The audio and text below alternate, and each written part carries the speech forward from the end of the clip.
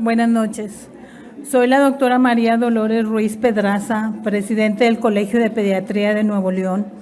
Les doy la más cordial bienvenida a esta nuestra sesión académica mensual correspondiente al mes de noviembre de 2025. Sean ustedes bienvenidos. Saludamos a los amigos de los colegios de pediatría afiliados a la Confederación Nacional de Pediatría de México y también a nuestro presidente, el doctor Román González Rubio. Primeramente, quiero expresar mi más sentido pésame a la familia de nuestro amigo y compañero, el doctor Rafael Ricardo Aguirre Aguilar, expresidente del capítulo Guadalupe del Colegio de Pediatría de Nuevo León en el bienio 2022-2023, quien falleció el día 25 de noviembre. Y si me acompañan a rendirle un homenaje a un hombre con gran compromiso y responsabilidad en su profesión, entrega y humildad. Excelente padre de familia. Su legado trascenderá en los pacientes que atendió, en las enseñanzas que compartió y en el cariño que sembró en todos quienes tuvimos el privilegio de conocerlo. Les pido si nos ponemos de pie y damos un minuto de silencio.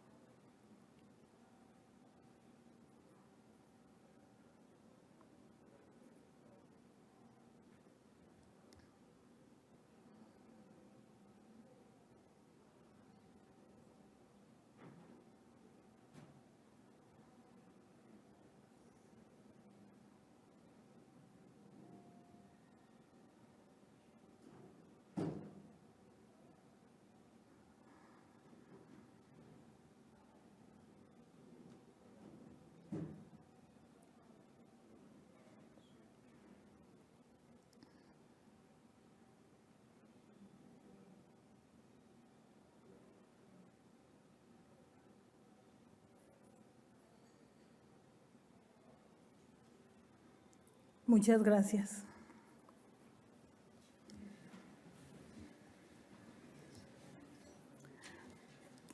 Continuamos con la invitación a integrarse a nuestro equipo de trabajo del Colegio de Pediatría, tanto como socios activos, por los beneficios de obtener los puntos para las recertificaciones y al participar en cada uno de los eventos, pero también tienen la oportunidad de trabajar con nuevas ideas y proyectos en nuestra institución. Y, por supuesto, asistir a conferencias de excelente calidad y convivencia con amigos.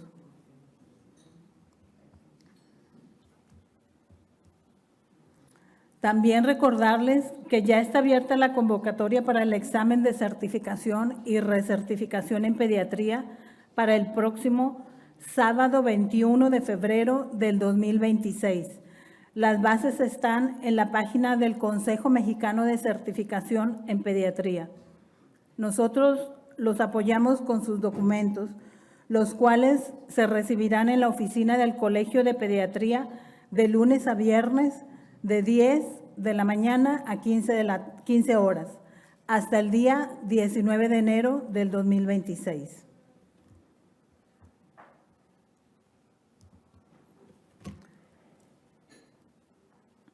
También recordar el curso que se realizará por parte del capítulo San Nicolás el próximo 13 de diciembre.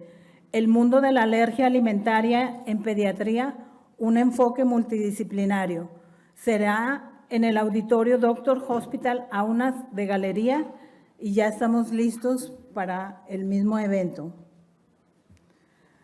También los hemos estado invitando a compartir de una gran noche. Primero, la sesión solemne del cambio de mesa directiva para el próximo bienio 2026-2027, que presidirá la doctora Nelly Genoveva García Blacaler, y posteriormente nuestra fiesta navideña. Será el jueves 11 de diciembre en este mismo salón. Habrá, como de costumbre, cena de 3 tiempos, música y nuestra tradicional rifa navideña. Reserven sus lugares, los esperamos ese día.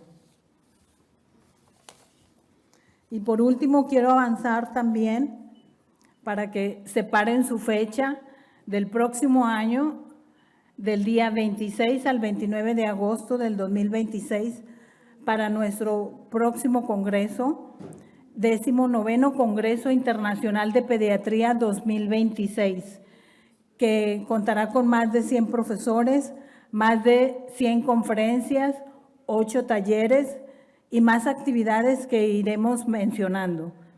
Separen estos días. Toda la información la pueden encontrar en nuestras redes.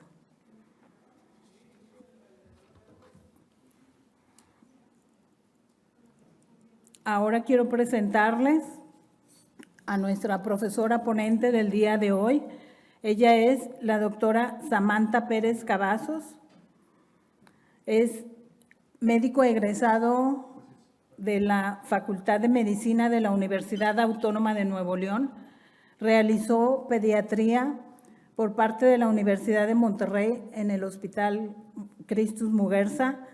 Infectología pediátrica la realizó en el Hospital Universitario Dr. José Eleuterio González en la Universidad Autónoma de Nuevo León.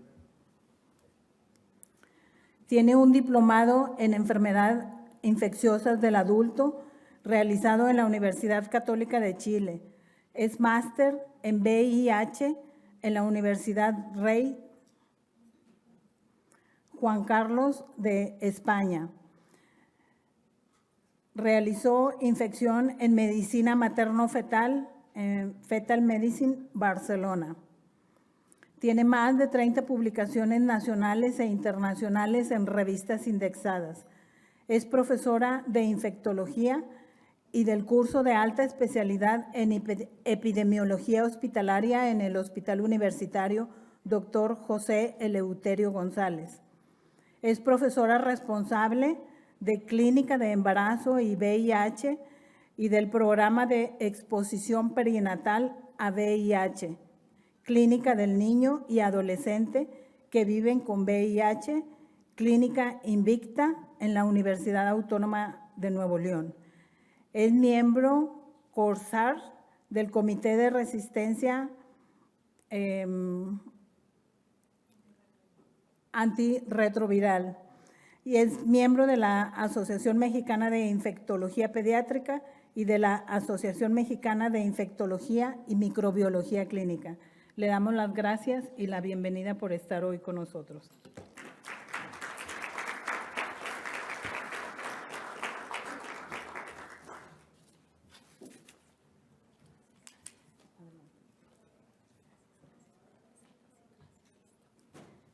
A ver, ¿se escucha? Hola, hola. ¿Cómo están todos? Buenas noches. Mucho gusto, yo soy Samantha Pérez Cavazos. Un poco de lo que hago, gracias por la presentación, doctora Dolores, es que llevo la clínica de VIH y ahorita platicábamos que pues es un tema un poquito oscuro, ¿no? De que pensamos que quizás ya no existe, pero la realidad es que estábamos viendo todavía en el 2025 casos de transmisión perinatal.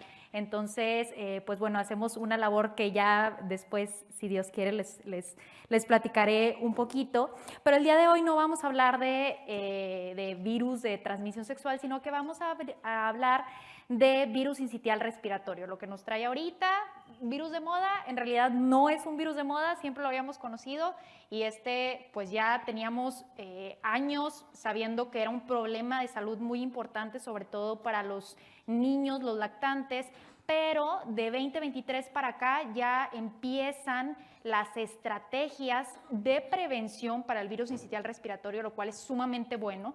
Ya nos dimos cuenta que el virus sincitial no nada más afecta a los lactantes, a los recién nacidos, a los niños, sino que también representa una carga muy grande para el adulto mayor. Entonces, vamos a empezar. Estos son mis potenciales conflictos de interés y esta presentación es patrocinada por Pfizer. Entonces, vamos a hablar un poco acerca de generalidades, de secuelas, que es lo que nos trae y el tema del día de hoy, de secuelas, cómo el virus sincitial impacta en la salud respiratoria incluso años después de haber tenido una infección, y las estrategias preventivas de todo lo que las mamás están hablando y que seguramente tendrán ustedes su WhatsApp y sus mensajes llenos de le pongo la vacuna o qué hago, el anticuerpo. Entonces vamos a hablar un poco acerca de esto. Primero, pues virus sincitial respiratorio es el primer agente viral causante de enfermedades respiratorias pediátricas a nivel mundial. Es responsable, como decíamos también, de forma muy importante en el adulto mayor, arriba sobre todo de 60 años. Yo sé que 60 años es muy joven todavía, pero arriba de 60 años en el adulto y arriba de 75 años representa una carga importante de morbimortalidad. Vamos a hablar más adelante de los anticuerpos, por supuesto, estas estrategias que son fabulosas y que ya las tenemos aquí en México, algunas de estas. La hospitalización por sincitial está muy concentrada, como ustedes pueden ver, en los primeros 3 a 6 meses de vida. Acá en las diferentes gráficas, ¿verdad? No los quiero abrumar con muchos colores, pero nos habla de cómo se comportan estas hospitalizaciones según las semanas de gestación de nuestros niños, ¿no? Sabemos que entre más chiquitos, pues pueden tener sincitial mucho más grave, que los lleva a hospitalización, los lleva a terapia intensiva y con esto, pues por supuesto, con una mortalidad mucho más alta. Entonces, 75% de las hospitalizaciones corresponden a lactantes hasta de 6 meses de edad, pero 50% de las hospitalizaciones son en menores de 3 meses. Entonces, aquí está, pues, digamos, una población muy importante a la cual tenemos que proteger, que en especial pues, son los niños, los lactantes y los recién nacidos. Hablemos de las secuelas más frecuentes. Sabemos que el sincitial puede causar neumonía, puede causar bronquiolitis, pero ¿qué sigue después de una infección? Y esto es muy importante porque puede llevar a incluso deterioro de la función pulmonar a largo plazo. Ustedes lo conocen mejor que yo y son pacientes que llegan a la consulta de forma muy frecuente, hay veces que hasta una vez al mes, con sibilancias recurrentes de lactante, que es un comportamiento muy similar a asma, infecciones de tracto respiratorio subsecuentes que no son causadas muchas veces por sincitial, sino que tenemos una neumonía por metaneumovirus, por rinovirus, por influenza, por COVID, pero cómo ese epitelio, cómo ese pulmón queda dañado, que lo veremos también más adelante, y que nos hace predisponentes a las infecciones subsecuentes por otros agentes. Asma, por supuesto que está muy bien documentado cómo es que el virus sincitial funge como un detonante para el desarrollo de asma, atopia y deterioro en la función pulmonar. Por supuesto que todas estas secuelas son más frecuentes cuando el paciente presenta su episodio de infección por virus sincitial respiratorio menores de 6 meses. Entre más pequeño esté el paciente, más alta la probabilidad de secuelas. Pacientes prematuros, sobre todo aquellos por debajo de la semana 32, esos son pacientes que tienen más riesgo de secuela. Aquellos que llegaron a hospitalizarse con requerimientos de oxígeno, lo que conocemos como una infección severa por sincitial, o aquel paciente con comorbilidades, el paciente cardiópata, el paciente que ya tiene una broncodisplasia pulmonar, entre otras cosas. Vean ustedes aquí cómo en los diferentes estudios nos habla de que el virus sincitial es un factor de riesgo para tener neumonías e infecciones del tracto respiratorio inferior recurrentes por todas las causas, como decíamos, otras causas diferentes del virus sincitial e incluso por el mismo sincitial otros tipos. Estas son algunas cortes, por ejemplo, en algunos países como Gambia, niños hospitalizados con virus sincitial respiratorio tuvieron 4 veces más neumonía siguiéndolos a lo largo del tiempo. En Sudáfrica, 3 veces más riesgo de infección de tracto respiratorio recurrente con otros agentes etiológicos.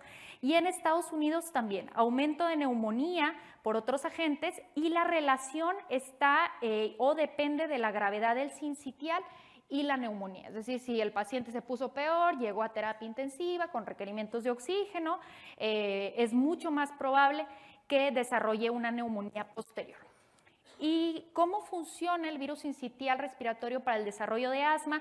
Hace muchas cosas. La verdad es que aparte de la inflamación crónica, hay un cambio estructural y funcional con un remodelado. No es la misma vía aérea antes y después del sincitial respiratorio, y eso es importante mencionar, con una desregulación del sistema inmunológico, daño directo epitelial y alteración del microbioma, que este es un fenómeno muy interesante en donde pues todos tenemos un microbioma dependiendo del sitio anatómico, pero el microbioma a nivel pulmonar cambia de tal forma que son algunas bacterias las que predominan de forma más importante. Por ejemplo, lo veremos más adelante, no quiero spoilear, pero neumococo funge como un colonizante más importante después de una infección por sincitial, y este neumococo hace que sea más propenso al virus sincitial y es una cadena de nunca acabar.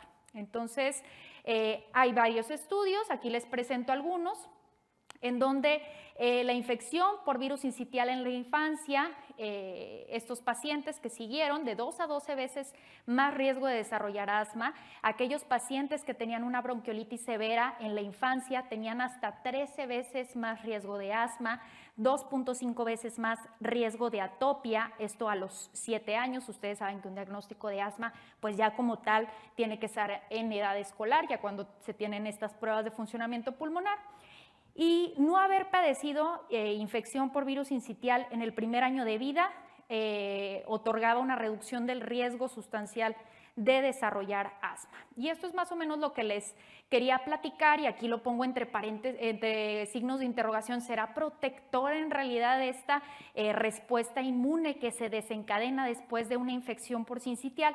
Porque pareciera que más que ayudarnos nos perjudica. Digo, realmente este es un agente que así es como se comporta, y una vez que el virus entra al epitelio respiratorio existen varios cambios, como a nivel de la mucosa con la alteración del microbioma, en donde se despierta una respuesta inmunológica que se llama TH2, con cierta liberación de citocinas y cierta liberación de marcadores, que se parece mucho al asma, se parece mucho a todas estas reacciones de hipersensibilidad, en donde ese epitelio no vuelve a ser el mismo, ¿no? La función se ve alterada, la estructura se ve alterada, y lo que vemos posteriormente es que hay inflamación de las vías aéreas, hay hiperreactividad bronquial y hay alteración de la misma respuesta inmunológica. Estos son varios estudios donde se muestran, por ejemplo, una asociación entre virus sincitial respiratorio y el desarrollo posterior de asma. En esta otra corte, por ejemplo, bronquiolitis en los primeros 2 años de vida está ligado más de 3 veces al riesgo de asma, hospitalizaciones por sincitial asociados a asma, todo lo que ustedes pueden ver ahí. Entonces está perfectamente documentado, y a esto le vamos a apostar, a la prevención de sincitial respiratorio, para que no tengamos estos cuadros de atopia y de asma en un futuro. Por supuesto que hay muchas más cosas que intervienen para el desarrollo de asma, pero sí está ya con mucho fundamento científico bien sabido que virus sincitial participa dentro de este desarrollo. Entonces, esto era lo que les comentaba. Ocurre esto que se llama disbiosis, que significa que el microbioma o la microbiota está alterada antes, durante y después de la infección por sincitial respiratorio, lo cual hace que cambien los patógenos que normalmente vemos, que no son patógenos, que pueden ser colonizantes. Por ejemplo, que veamos mayor cantidad de Haemophilus influenzae, de Streptococcus, por ejemplo, Streptococcus hablando de neumonía en particular, lo cual a su vez se incrementa el riesgo de asma, disminuye el aclaramiento viral, aumenta la inflamación y aumenta el uso de antibióticos, porque para esto sí requeriríamos un antibiótico, ¿no?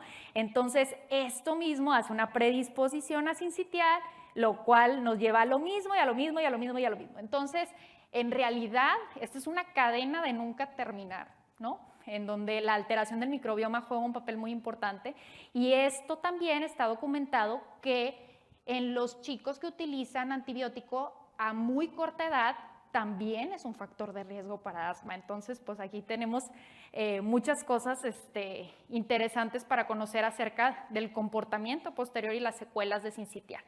En ese otro estudio se asoció que el sincitial en la primera infancia con sibilancias recurrentes, con neumonías recurrentes hasta casi 4 veces más, deterioro de la función pulmonar, incluso mortalidad respiratoria temprana. Estas secuelas pueden persistir hasta la edad adulta, incluso manifestarse como enfermedades respiratorias crónicas. Entonces vamos a pasar a la parte de prevención. Sabemos que hay una parte de medidas no farmacológicas, esto que incluye, por supuesto, la higiene de manos, esto que nos enseñó COVID, que fue pues muy valioso, que fue la sana distancia, el uso de cubrebocas, y que bueno, antes era más frecuente como, no pasa nada, trae un poquito de gripa, ¿no? Pero de un tiempo para acá, bueno, supimos que esto pues no era lo más correcto, y que lo más correcto era o sana distancia o cancelas la fiesta o ahí ves cómo le haces, ¿no? Pero la parte de medidas no farmacológicas, los anticuerpos monoclonales, por ejemplo, Nirsevimab, que vamos a hablar más adelante, y las vacunas que ya se encuentran autorizadas, tanto como por FDA como por COFEPRIS. 2023 fue un año muy bueno. ¿Por qué? Porque existieron toda esta batería de estudios también geniales, fenomenales, en donde se nos otorgaba una evidencia científica de cómo estas vacunas funcionaban, ¿no? Aquí mencionaba esta noticia como pues fue un muy buen día en donde la FDA aprueba la primera vacuna para sincitial, algo que teníamos tanto tiempo batallando con esto y tantos años viendo pacientes hospitalizados por bronquiolitis, por neumonías, y que ahora exista esto, pues la verdad es un gran avance en la ciencia. En 2024, COFEPRIS autoriza las vacunas para sincitial respiratorio en mujeres embarazadas y adultos mayores. Vamos a hablar antes de los anticuerpos, primero vamos a hablar de las vacunas. Estas fueron aprobadas por FDA en julio de 2023 y ya están aprobadas también por COFEPRIS en diciembre de 2024. Entonces tenemos 2 vacunas actualmente, vacunas ya autorizadas y aprobadas. La vacuna bivalente, que se administra en mayores de 60 años y en mujeres embarazadas. ¿Sí? ¿Se puede administrar en otra población? Sí, si son adultos arriba de 18 años con factores de riesgo, sí se puede administrar la vacuna. Y tenemos por otra parte la vacuna de antígeno proteico, que esta está indicada en mayores de 60 años o arriba de 50 años con comorbilidad. Bien, entonces hablemos de la vacuna bivalente, prefusión de subunidades proteicas, y esta es la vacuna que estamos recomendando. No la tenemos todavía, ya está en proceso de liberación. Lo más probable es que entre diciembre y enero ya llegue con nosotros aquí.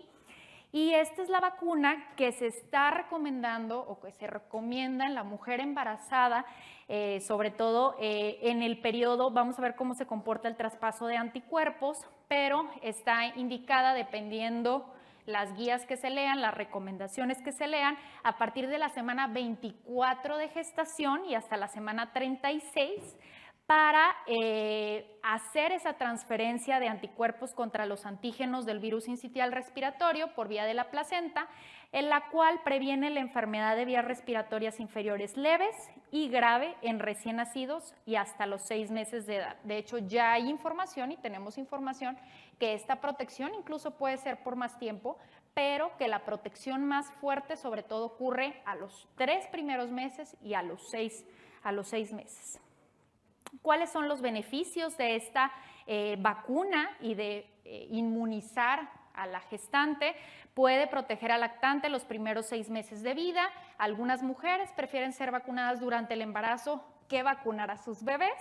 Se puede administrar como parte del esquema materno de rutina y esto es muy importante porque no muchas veces lo hacemos y hay veces que a los ginecólogos se les pasa y que no se administran las vacunas durante el embarazo. Y recordar que esas son oportunidades perdidas en donde debemos de promover nosotros como vacunadores que las mujeres embarazadas se deben de poner y se deben de administrar COVID, influenza, TDAP, muy importante también para la protección contra tosferina en el recién nacido y ahora virus sincitial que se agrega a este esquema de vacunación materna. Y la vacuna bivalente que tiene una respuesta de tipo policlonal, que significa que hay diferentes tipos de anticuerpos que se despiertan con esta vacuna. Estos fueron los estudios pivotales de la vacuna, en donde participaron más de 18 países con alrededor de 7,000 participantes. Fue pues algo sin precedentes, en donde aquí en la línea verde que ustedes pueden ver era lo que teníamos, que era el palivizumab, ¿no? Que a algunos nos tocó indicar y pues sí, en realidad era lo que teníamos. Igualmente no es una vacuna, se trata de un anticuerpo monoclonal, pero era la única estrategia que teníamos para prevenir el virus sincitial. Entonces, ustedes pueden ver aquí, en donde dice razón de transferencia placentaria, cómo se comporta el paso de anticuerpos dependiendo de la semana en donde se administre la vacuna. Por lo tanto, de 27 a 30 semanas de gestación, el paso de anticuerpos es mayor y de 33 a 36 semanas, el paso de anticuerpos es mayor. Es por eso que la recomendación aquí en México es administrar la vacuna a partir de la semana 24. Van a encontrar otras recomendaciones también de otros países, de otras asociaciones, en donde se recomienda por encima de la semana 32. Y bueno, este es el motivo y esta es la razón por la cual se administra en estos periodos. ¿Que funciona si la administro en otro periodo? Sí funciona, pero sabemos que la razón de transferencia placentaria de anticuerpos pues es un poquito menor. Entonces, lo ideal sería vacunar a la mujer embarazada alrededor de la semana 27 para que no estemos también con el tiempo corriendo, porque también la protección es mucho mayor si tengo por lo menos 14 días antes del nacimiento, ¿no? Vean aquí cómo, les decía yo, la protección se otorga, la mayor protección en los primeros 90 días de vida.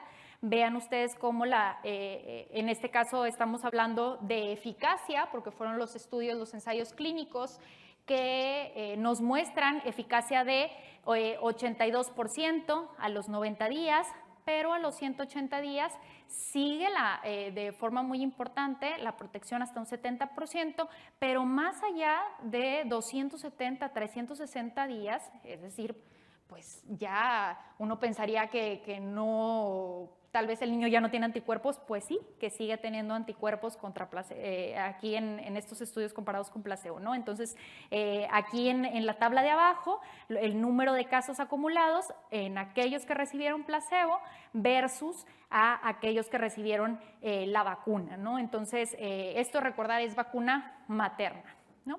La infección respiratoria baja, esto ya mencionábamos, vean ustedes a los 90 días una protección o una eficacia de 81%, a los 120 días de 73%, a los 150 días después del nacimiento de 70% y 180 días hasta casi de 70%.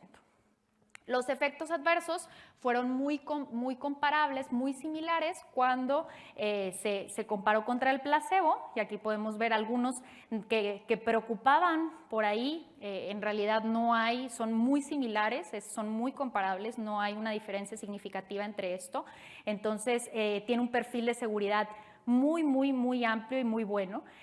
Algunos efectos adversos que fueron comparables también un mes después de la vacunación, como por ejemplo parto pretérmino, preeclampsia, hipertensión gestacional, en donde pues todo esto, cuando se hizo también la comparación, recordar que estos son ensayos clínicos, ¿no?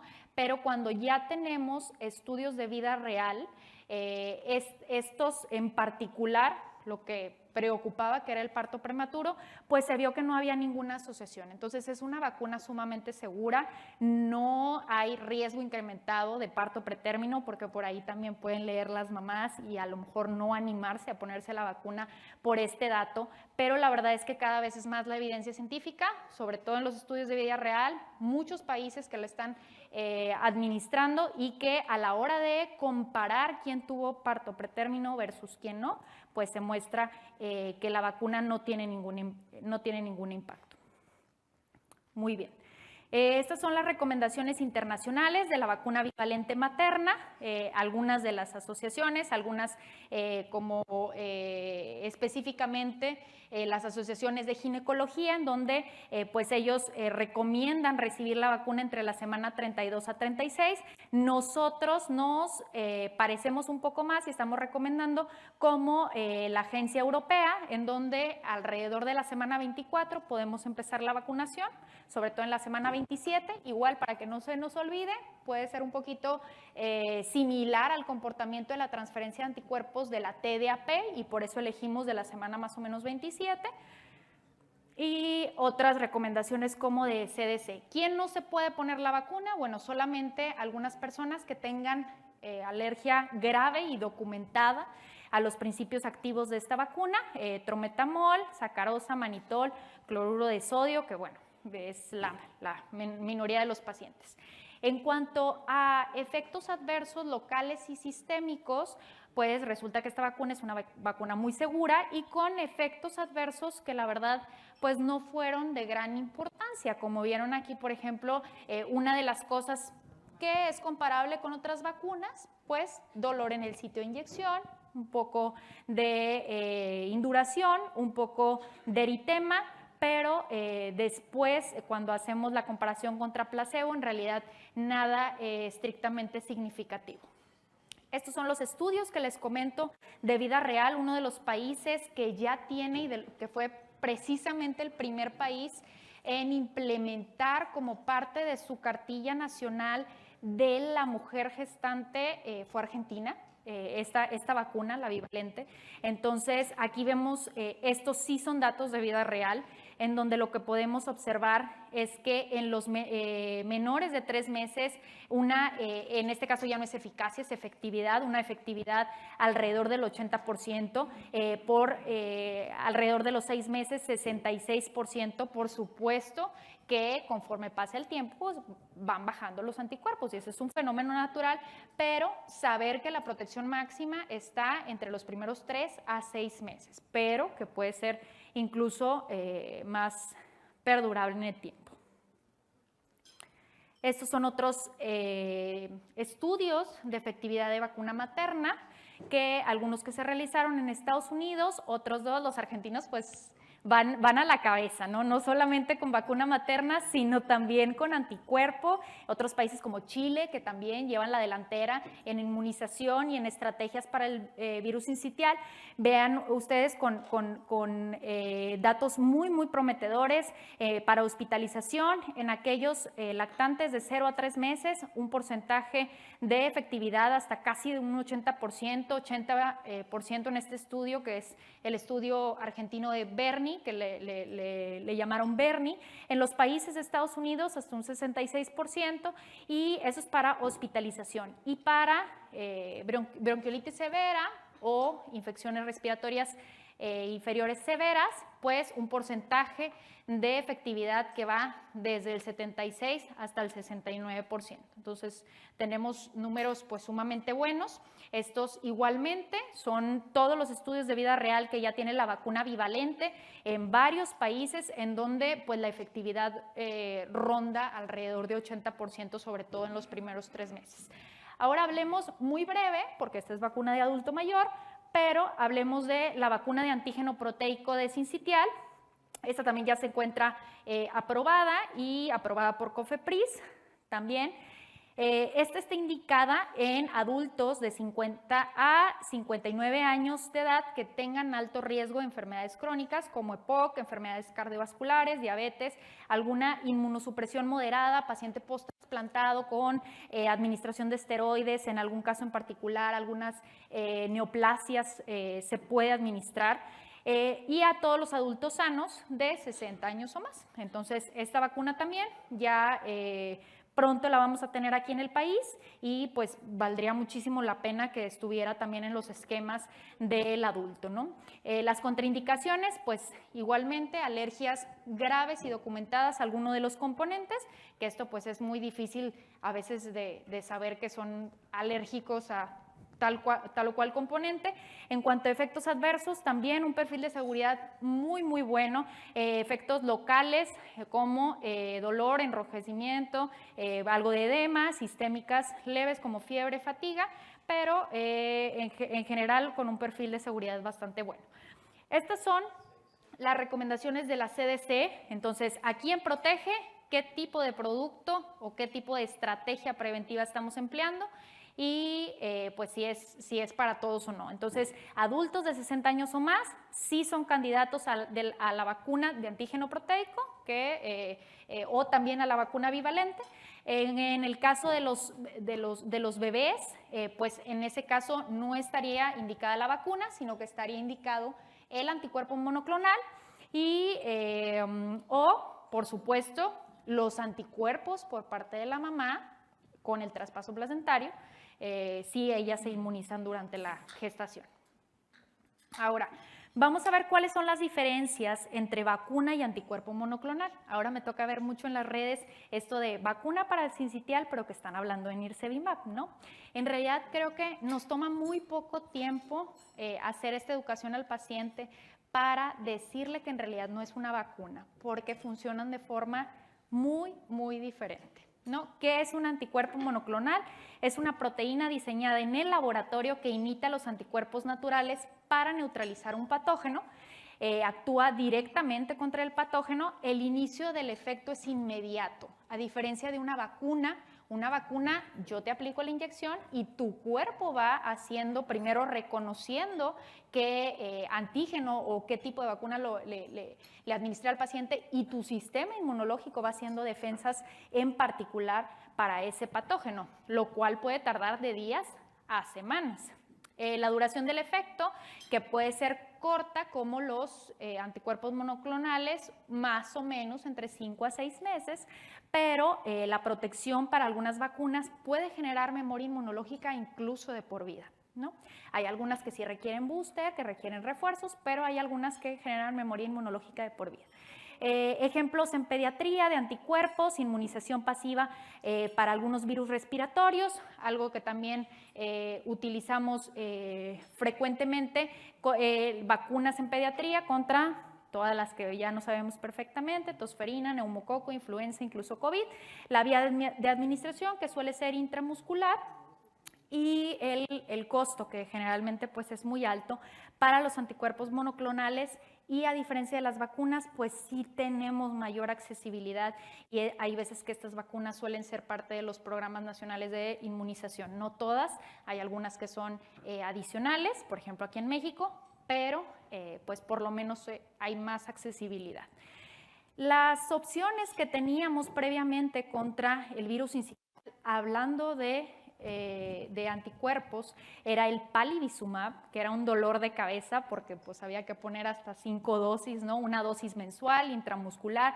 Solamente algunos pacientes eran candidatos, aquellos que estaban súper chiquitines, ¿no? Aquellos que eran menores de 29 semanas de gestación, que tuvieran broncodisplasia, cardiopatía congénita, entre otras, ¿no? Entonces era muy selecto ese grupo que podíamos escoger o que podemos elegir y que era realmente candidato a palivizumab, a diferencia del nirsevimab. Ahorita no tenemos no tenemos este otro anticuerpo, el clesrovimab, no lo tenemos. En teoría también se va a empezar a comercializar pronto, y las guías te dicen que pudieras utilizar cualquiera de los dos, ¿no? Pero lo que sí tenemos ahora es nirsevimab, que se trata de una IgG recombinante con su sitio blanco, su sitio de acción es el sitio 0, prefusión, que ahorita les voy a decir una analogía por ahí que les digo a mis pacientes, con una vida media de 150 días, y las indicaciones aquí son diferentes. No necesitamos que ese bebé sea un prematuro extremo, por ejemplo, sino que todos los bebés recién nacidos sanos pueden recibir nirsevimab.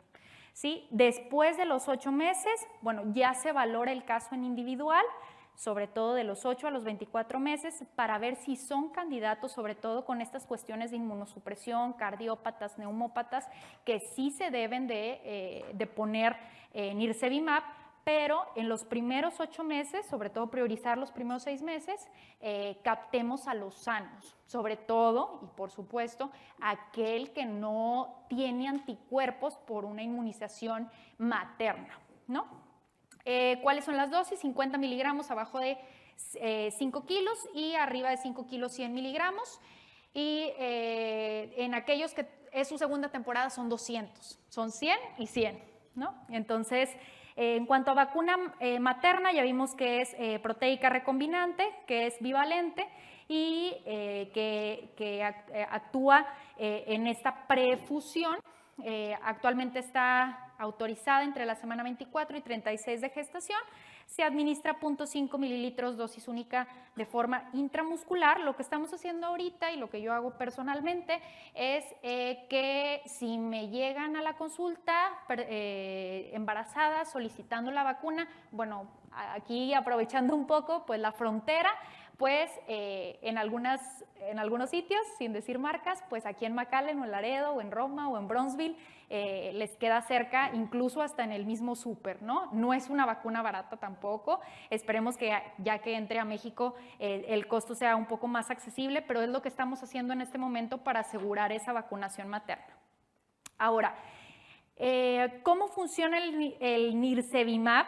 Que es en este sitio que se llama sitio cero. Yo les digo a mis pacientes que el virus sincitial es como si fuera un intruso, ¿no? Que se quiere meter a una casa. Y esa casa corresponde como a las células del pulmón del paciente, ¿no? Entonces resulta que ese intruso tiene una llave y que esa llave se llama proteína F. Entonces, lo que sucede es que el nirsevimab actúa como un candado en esa llave para que no pueda el virus entrar a la célula.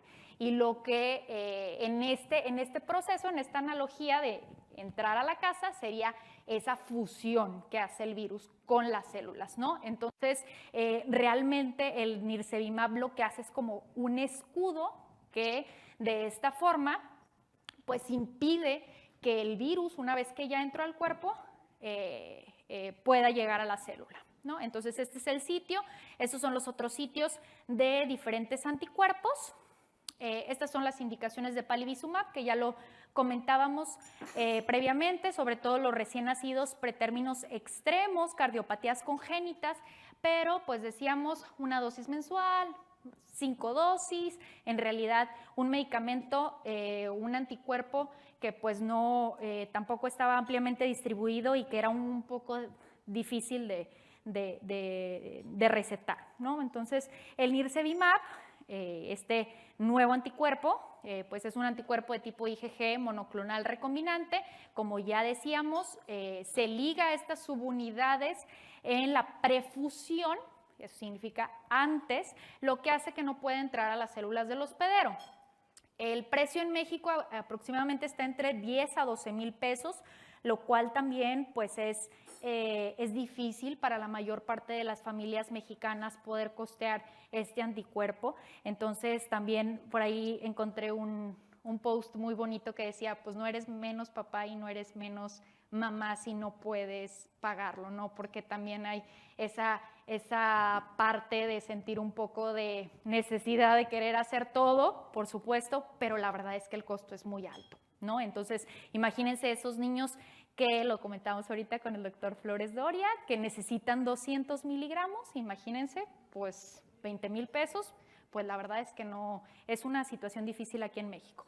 Estos son estudios que nos hablan de precisamente la efectividad de nirsevimab cuando se compara contra placebo, perdón, de eficacia, porque estos son los ensayos pivotales, en donde la eficacia, si se fijan, pues es una eficacia alta, hasta de 74%, para una infección por virus sincitial que llega a hospital, que requiere de atención hospitalaria, y para aquellas que sí cursan con hospitalización y que son severas, hasta de 62%. Entonces, muy, muy bueno, es algo increíble que ya tengamos todas estas estrategias, vamos ya muy adelante, digo, yo sé que esto ya en algunos países desde 2023 ya se ha estado empleando, pero que la verdad es que vamos a ver mucho cambio, afortunadamente, en las siguientes temporadas. Estas son las recomendaciones de la CDC. En la primera temporada de virus sincitial, aquellos menores de 5 kilos, 50 miligramos intramuscular dosis única. Esta de preferencia se aplica por ahí del mes de octubre, septiembre-octubre, se puede administrar más o menos hasta marzo y se puede administrar incluso en la primera semana de nacimiento. Hay quien dice que para no perder la oportunidad, incluso en el momento del nacimiento, le pongas BCG, hepatitis B y le pongas nirsevimab, ¿no? Y arriba de 5 kilos, 100 miligramos intramuscular dosis única. Priorizar estos grupos, sobre todo menores de 6 meses de edad, que ya vimos que es en donde hay mayor efectividad, de 6 a 8 meses de edad con alto riesgo de complicaciones por sincitial. Si lo quieren escanear, pues son las indicaciones de los CDC. Aquellos que cursan su segunda temporada de sincitial, vamos a priorizar estos pacientes que tengan riesgo de enfermedad severa, aquel paciente que esté cursando con algún grado de inmunosupresión, de 8 a 19 meses, 200 miligramos intramuscular dosis única. O sea, viene de 100, le tenemos que poner 100 y 100.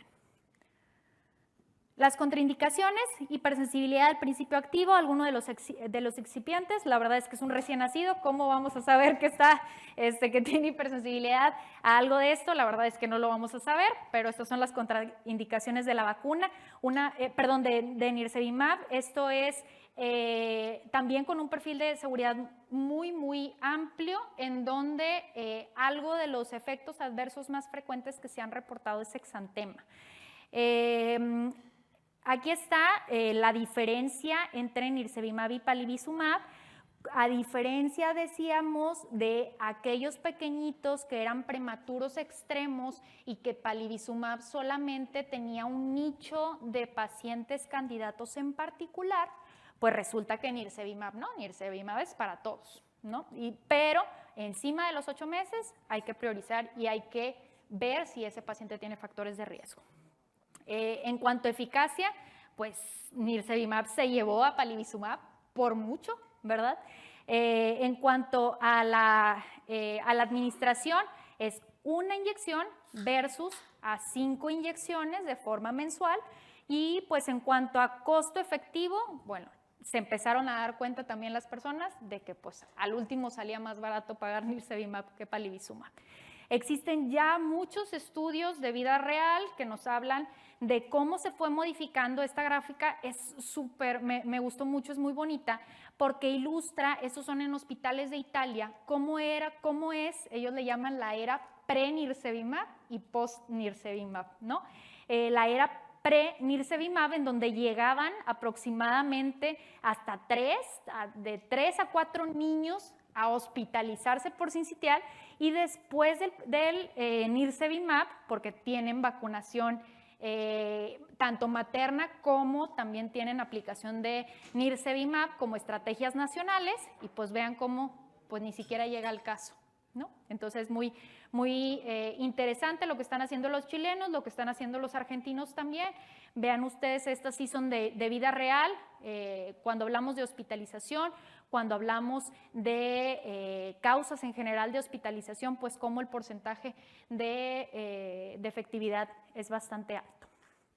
Ahora, este es un posicionamiento que tiene esta semana, que se publicó, de la Asociación Mexicana de Pediatría junto con la Asociación Mexicana de Infectología Pediátrica, en donde se tratan de contestar algunas preguntas que la gente se está haciendo, que los médicos también nos hacemos y que vamos a tratar. Aquí creo que ya hemos abarcado bastante durante la charla acerca de las respuestas de esto, pero preguntas frecuentes que nos han hecho en consultorio, que probablemente ustedes ya les hicieron como pediatras también.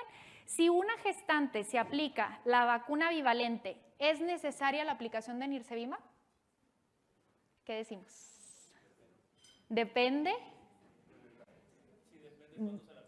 Depende cuándo se la puso. Bueno, esa es una buena respuesta. Y aquí lo que nos dice la evidencia en este momento es que si una madre está inmunizada, sobre todo 14 días, más de 14 días antes de que haya nacido el bebé, ese bebé y esa mamá están protegidos. Pero ante algunas situaciones en particular, por ejemplo, el paciente que requiere de ECMO, un paciente sumamente grave que requiera de ECMO, aquel neonato de una mamá con una enfermedad crónica con uso de esteroides o que sea receptora de un trasplante, que no monte la misma respuesta inmunológica, ahí sí habría un beneficio de aplicar el anticuerpo monoclonal aparte de la vacunación materna. Y por último, algunos niños que tengan riesgo incrementado, como por ejemplo los niños cardiópatas, que tengan repercusión hemodinámica, en donde sí se pueden beneficiar aparte de la aplicación de nirsevimab. Pero en una situación en donde mamá y bebé estén sanos y mamá se vacune durante el embarazo, no estaría recomendado nirsevimab. Ahora, ¿la vacuna bivalente está asociada a parto pretérmino? No, no está asociada a parto pretérmino. Ya tenemos muchos estudios de vida real en donde no es un efecto causal de la vacuna. En principio, lo que se había observado era que probablemente estaba un poco relacionado, pero luego tenemos más evidencia que esto no es verdad, que en realidad en los estudios que se han mostrado de vida real, como decíamos, es muy similar lo que sucede con población general a lo que sucede con población vacunada. Y la última pregunta, ¿es necesaria otra dosis de vacuna bivalente en caso de un embarazo subsecuente? O sea, yo estoy embarazada ahorita y dentro de 2 años me embarazo y me tengo que poner la vacuna. Pues yo pensaría que sí, pero de momento lo que tenemos hasta el día de hoy es que si una mujer recibe una vacuna bivalente es que no se administre otra. Yo sé que no tiene tanto sentido porque los anticuerpos se acaban, no va a haber el mismo paso de anticuerpos. Sí hay estudios que están corriendo para tratar de dilucidar esto, porque sí, pues uno pensaría que sucede un poco como la TDAP, ¿no? En cada embarazo te la tienes que estar poniendo para el paso de anticuerpos, pero en este momento y con estos consensos de grandes expertos, lo que nos dicen es que hoy solamente es una dosis en el embarazo actual y luego pues ya vemos, ¿no? Todavía nos queda mucho trabajo todavía con virus sincitial. Entonces, para llevar a casa, sincitial es una de las principales causas de enfermedad y muerte a nivel global. Recordar que afecta, el gran grueso de la población va a estar en lactantes prematuros y con enfermedades crónicas, pero también puede causar enfermedad grave en niños sanos, y aquí me gustaría decir nuevamente, y en adultos mayores, ¿no? De hecho, cada vez hay más cortes y cada vez hay más evidencia científica que incluso en los adultos sanos, jóvenes y bellos de 35 y 40 años, suceden neumonías por virus sincitial. Entonces, ha tenido un comportamiento diferente también después de pandemia, que también existen varias teorías, pero que sepamos que no es exclusiva de los niños. La deuda inmunológica a raíz de la pandemia por SARS-CoV-2, sabemos que ha modificado la epidemiología, hay mayor número de casos, aumento en la edad promedio también, no existe un tratamiento específico, hay que apostarle a la prevención, y los 3 pilares de la prevención, que son medidas no farmacológicas, los anticuerpos monoclonales, por supuesto, y las vacunas. Y ya, gracias por escucharme. Espero que hayamos aprendido mucho el día de hoy, y recuerden siempre aprovechar todas las oportunidades que tengamos para vacunar. La vacunación es el mejor regalo para nosotros, nuestra familia, nuestros hijos. Siempre, siempre, nunca perder esas oportunidades de vacunar. Gracias.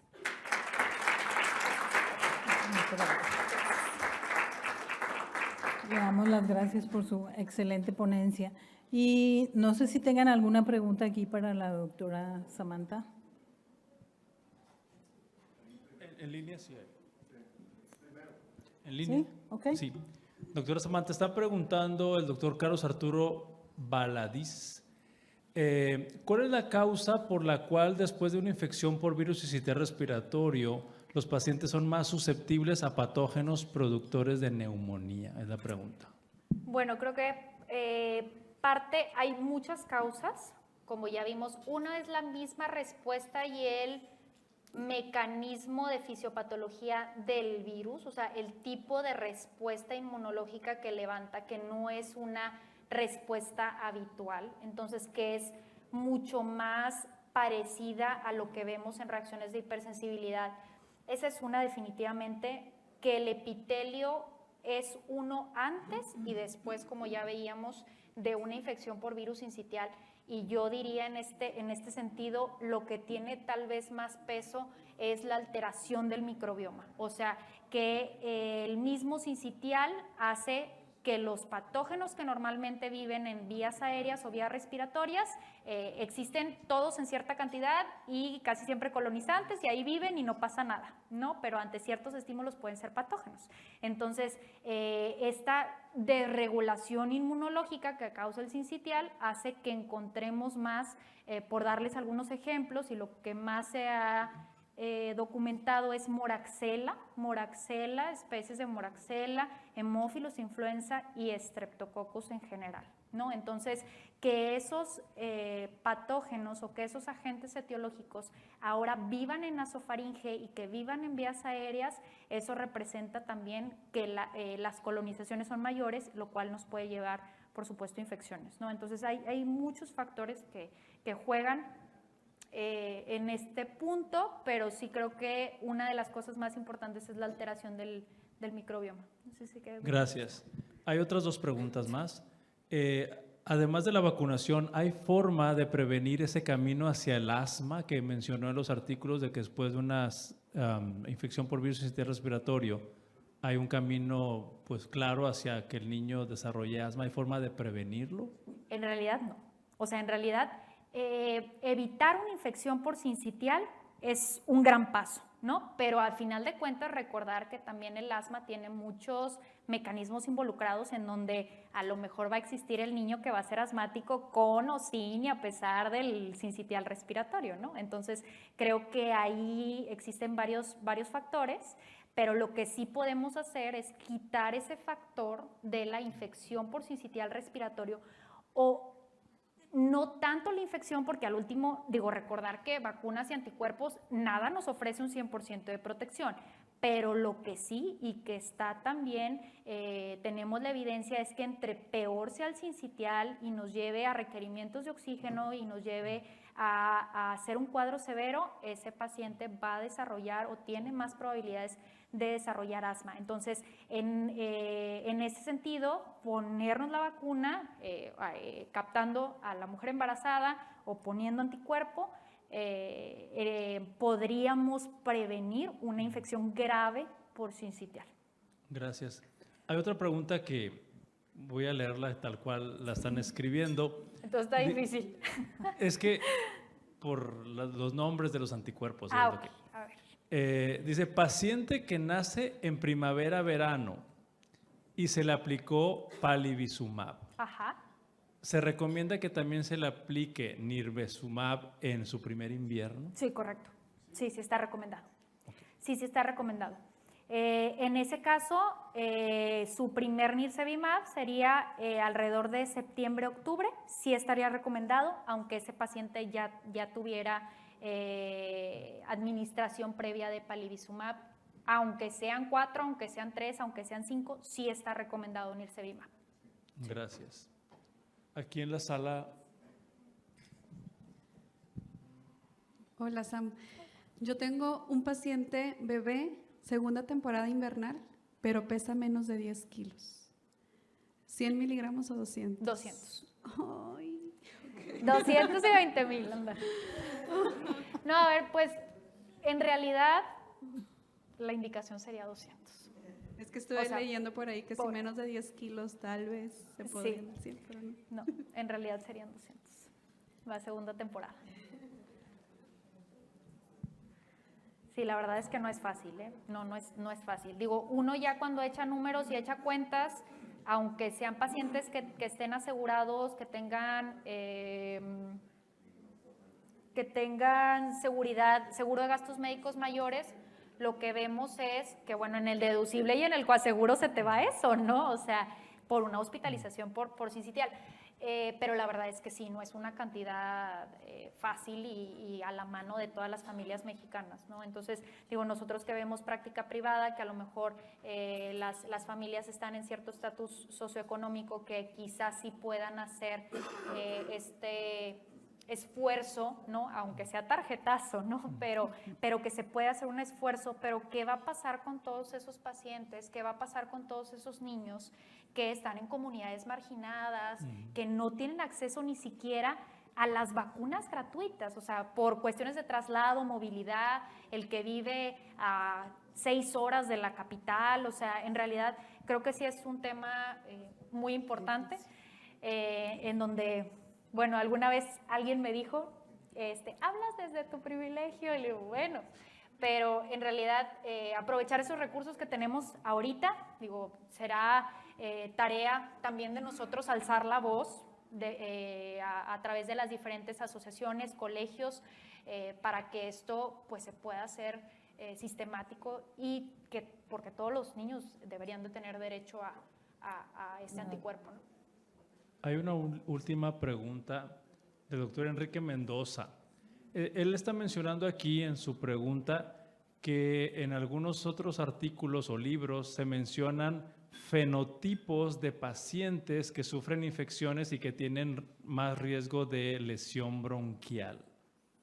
Si hay algo de información sobre estos fenotipos de mayor riesgo de lesión bronquial. En general lo que está escrito son el prematuro extremo, aquel que tiene una complicación como displasia broncopulmonar o cardiopatías congénitas que cursen con inestabilidad hemodinámica.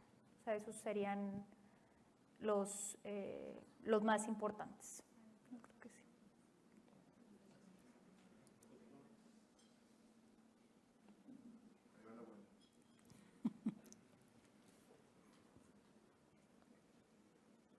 Gracias, Samantha. Gracias. De nada, doctor. Aquí lo escuchamos.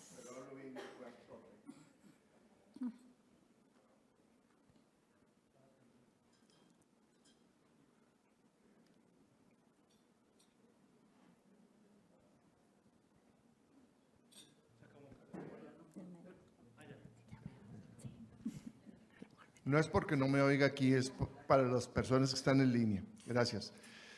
Gracias, Samantha, por tu conferencia muy bonita y muy ilustradora. Yo tengo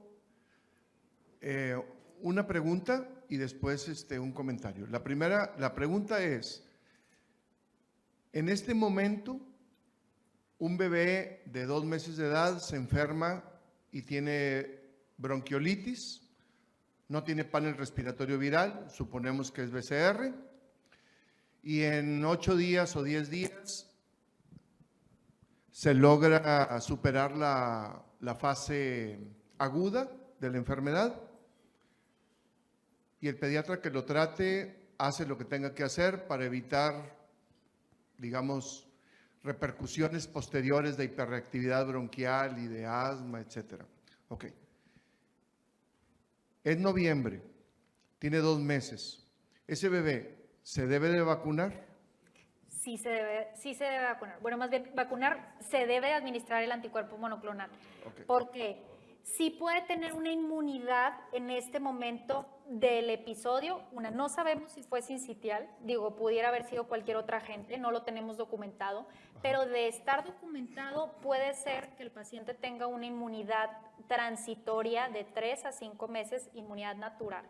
Pero si este paciente ya cursó con una hospitalización, o sea, con un sincitial severo, el riesgo de tener otro sincitial o sincitial severo es mucho mayor. Entonces, sí estaría indicada el nirsevimab en este caso.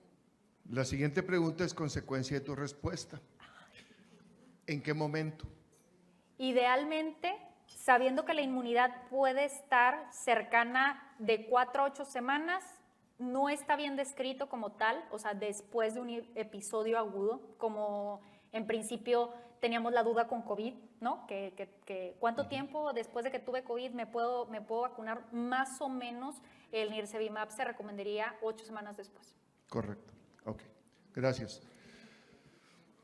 Creo digo, yo estoy de acuerdo. No sé tanto como tú, pero estoy de acuerdo. No, doctor, gracias. El comentario es, vacunar ahorita,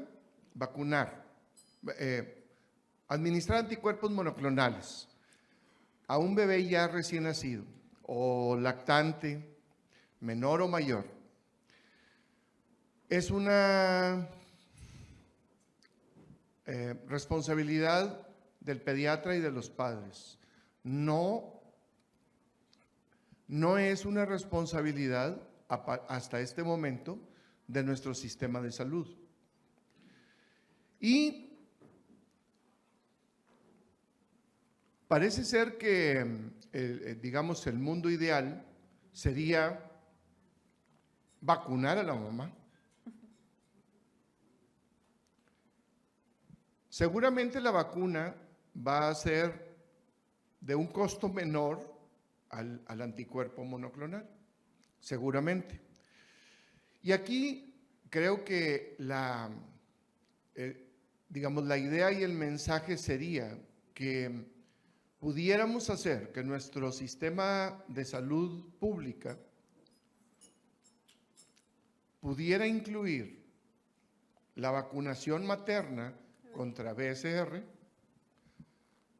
en su cartilla de vacunación de la madre embarazada. Correcto. Y de esa forma pudiéramos evitar la carga que los papás, que tú bien mencionaste, dicen, soy mal padre porque no lo vacuno. Hoy me dice un paciente, quiero vacunar a mi hijo, no tiene factores de riesgo, pesa 11 kilos, tiene 1 año de edad. ¿Cuánto le cuesta la vacuna? Los anticuerpos, ¿cuánto le cuesta? 20,000 pesos o cerca. Y le digo, ¿por qué no te vas a Puerto Vallarta? O sea, entonces, realmente los padres se sienten muy agobiados con toda la información que se ha mostrado en redes sociales, en la prensa, etcétera, acerca de esta situación. Pero creo que el mundo ideal sería vacunar a la mamá y evitarnos toda esta situación de costo para la persona, para el paciente y de carga de responsabilidad propia, que creo que ya estamos cargando demasiado a los padres. Te felicito por tu conferencia. Gracias, doctor. Pregunta, doctor Sí, Cebrián. yo también Doctora, estoy... una pregunta. Sí. Si se menciona que hay daño pulmonar, daño de tejidos por el virus, ¿qué tanto serviría que en ese momento agudo usásemos esteroides en spray? En realidad sí hay estudios, doctor, que han estudiado precisamente el uso de esteroides, y no solamente el uso de esteroides, sino de algunos medicamentos antibióticos que fungen a nivel pulmonar como inmunomoduladores, en donde la evidencia, la verdad, no es muy robusta. O sea, cuando uno compara a los que no usaron esteroides versus a los que sí usaron esteroides, en realidad no hay diferencia significativa, ¿no? Por eso ahora, pues sabemos que pues de cualquier forma al paciente con bronquiolitis, bueno, uno trata hasta de poner en sus nebulizaciones que le ponemos hasta salbutamol y todo, pero que realmente pues sabemos que esto tiene muy poco impacto, ¿no? O sea, igualmente con el uso de esteroides, ya sea por vía oral o intravenosa, en realidad tiene poco impacto, ¿no? Entonces ya para ahorita se puede decir que para nada sirve usar esteroides en el caso agudo. Correcto. Sí. Gracias. Correcto. Me gustó mucho lo que mencionaba. Gracias, doctor, por la pregunta. Y creo que esto de enfocarnos en la vacunación materna, que creo que es una estrategia sumamente valiosa, que aparte es como la estrategia capullo, lo que le decimos estrategia capullo, es en particular que ya hay varios países que lo han logrado y están viendo ya esto que veíamos, las eras post-vacuna o post-anticuerpo, debería de ser parte del esquema nacional, ¿no? Debería de ser, hay muchas ventajas que ofrece la vacunación materna bivalente. Idealmente deberíamos de captar a todas esas mujeres embarazadas, vacunarlas y que el anticuerpo monoclonal fungiera como un rescate, exactamente, rescate para aquellas mamás que no logramos poner la vacuna o que aquellos que nacieron súper pequeñitos y que antes de la semana 28 y que no alcanzó a vacunarse, por ejemplo, esa mamá, y que fuera nada más el nirsevimab de rescate, o que si fuera tratamiento coadyuvante, una estrategia como aunado a la vacunación, ¿no? Pero sí, creo que nuestros esfuerzos sí deberían de estar encaminados mucho hacia esta estrategia materna. Muy bien. Pues agradecemos a la doctora Samantha Pérez.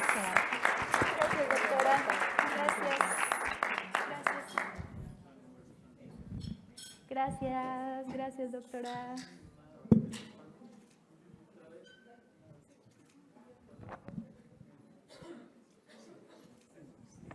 Gracias, doctora. Gracias. Estuvo muy lindo. Gracias. Pues quiero agradecer a Laboratorios Pfizer que nos ayudó en la presentación de esta ponencia con la doctora Samantha, y quiero pedirle a la doctora Miriam Patricia Riojas Hernández.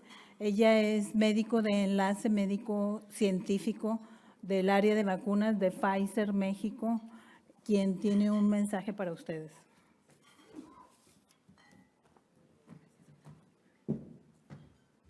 Muy buenas noches tengan todos. Pues muchas gracias, doctora María Dolores, por la invitación. Yo también soy infectóloga pediatra, soy colega de la doctora Samantha. Justo como dice la doctora, yo trabajo dentro del área médica de vacunas de Pfizer, estoy aquí en Monterrey. Entonces, la verdad, cualquier duda que pueda ir surgiendo de la vacuna, creo que, como me dice ahorita unas doctoras, pues hay muchas dudas, pero mientras todavía no la tengamos disponible, pues vamos a seguir tal vez con un poquito de ese incógnito. Definitivamente ya teniéndola disponible, aplicándola, pues va a ir cambiando la situación, al igual que ahorita está pasando, por ejemplo, con nirsevimab. Entonces, pues yo creo que la vacuna de virus sincitial respiratorio es un hito en la ciencia porque es la primera vacuna en donde se hizo un ensayo clínico aleatorizado en mujeres embarazadas. Entonces, creo que eso a la industria farmacéutica, porque de principio GSK y Pfizer estaban buscando una vacuna materna contra virus sincitial, y entonces dentro del camino de los ensayos clínicos aleatorizados, pues se logró, después de mucho batallar, lograr este tipo de estudios que yo creo que pues nunca los habíamos visto a lo largo de la historia. Si ustedes ven todas las vacunas que se aplican en la embarazada, influenza, TDAP, COVID, no tenemos ningún ensayo clínico aleatorizado que respalden la eficacia de las vacunas. Son meramente por ensayos retrospectivos, cohortes, observacionales. Entonces, yo creo que la colaboración del área médica con la industria farmacéutica siempre va muy de la mano, y pues en este caso también no nos quedamos atrás, y toda la información médica, científica que podamos brindarles para siempre mantenernos actualizados, estamos aquí a la orden. Y pues muchísimas gracias, que disfruten su cena.